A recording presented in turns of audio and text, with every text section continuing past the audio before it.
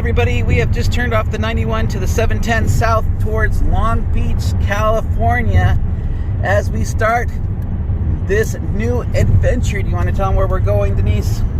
We are going on a big boat. Apparently the big boat is going a lot of fun places, but mainly we're going on a big boat. Yes. Some might even call it a ship.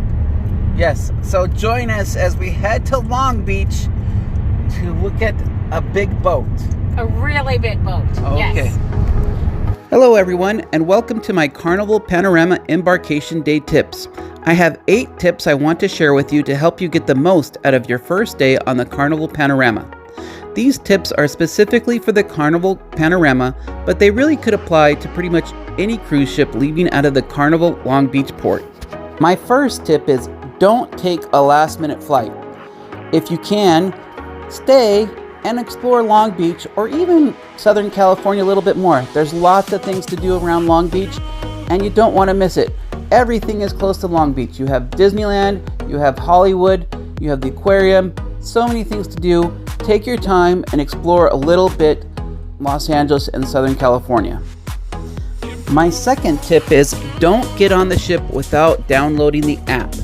You need the app, the Carnival app, for almost everything on the ship. You might have the Wi-Fi package, but it gets tricky to log in if you don't have the app. Plus, you need to use the app to make all your ship reservations. Do take time to get to know your ship. Get some online tips, subscribe, and you'll learn some more tips about the panorama on my channel, but I'm sure there's lots of other tips that you can learn as well. Tip number 3 is, if you come by car, do not lose your garage ticket. They can work it out if you do lose it, but it will always cost you more. Also, take a picture of where you parked. Put your keys in a secured place because you will not be using them on your cruise, but you'll want them when you come back. And remember to secure your garage ticket. You do not want to be that guy fumbling for your ticket in the line holding everybody else up. Tip number 4. If you have big bags, don't take your big bags up with you to the ship. Check them in. There are lots of ramps to get to the ship, and no one will help you take those big bags up those long ramps. Do take a carry-on with you that has all your important documents, plus maybe a change of clothes. You will not get your luggage again until late that night. Tip number 5. Don't get an early arrival time. Early arrival time does not mean that you will get on the ship any earlier than anyone else.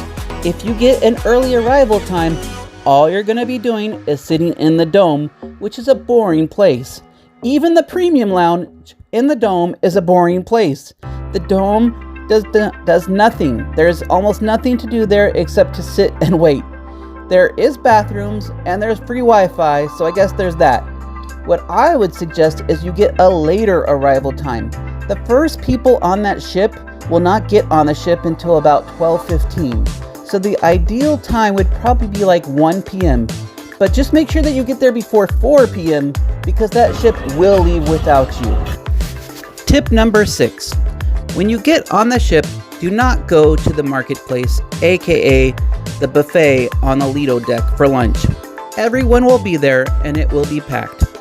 Go to one of the alternate lunch places. There are several specialty dining restaurants open and have free sample menus on Embarkation Day. There is Gigi's, Cucina del Capitano, and my favorite is the Pig and Anchor.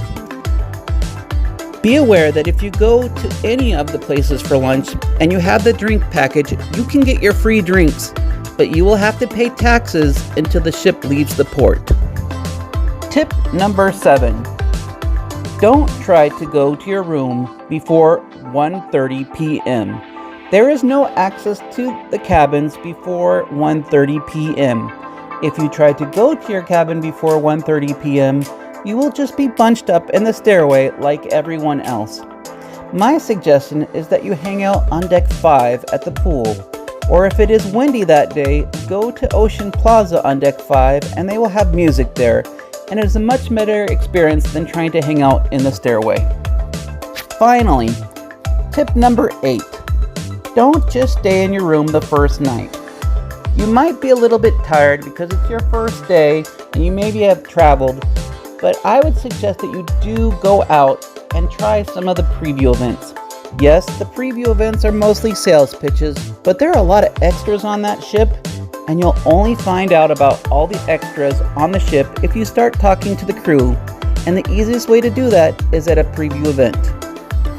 Well, those are my 8 tips for your first day on the Carnival Panorama at Long Beach.